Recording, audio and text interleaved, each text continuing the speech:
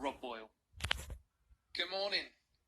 My name's Rob, and it's such a privilege to be sharing some thoughts with you this morning. Thoughts that have been on my mind for many months now. I've seen a program called SAS Who Dares Wins. It's an interesting program where a group of people are put through a selection process to see if they've got what it takes to be a member of the SAS. It's a ridiculously tough process, both physically and emotionally.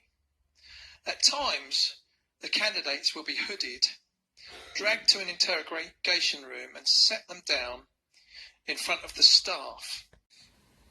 You can read about that in Exodus 2:15. It says, "When Pharaoh heard about this matter, he tried to kill Moses.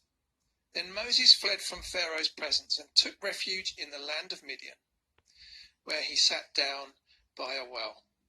I think Moses was pretty desperate. He sits down by a well, and I can imagine he just puts his head in his hands, thinking, what on earth has happened to my life?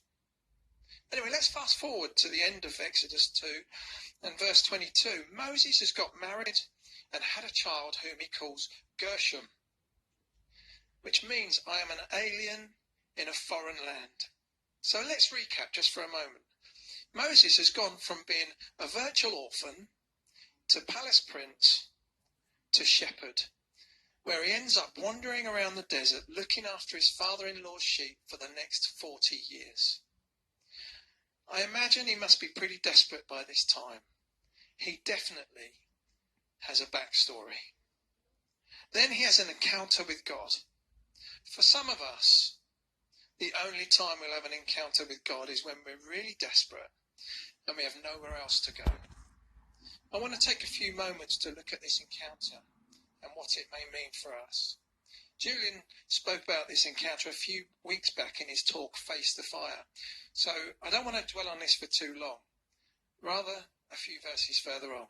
In Exodus 3, verses 1 to 2, it says, "Now Moses was keeping the flock of Jethro, his father-in-law, the priest of Midian. And he led his flock to the far side of the wilderness and came to Horeb, a mountain of God." When you've been on a tough journey and you find yourself somewhere you didn't expect to be, maybe, just maybe, it's time to turn to God.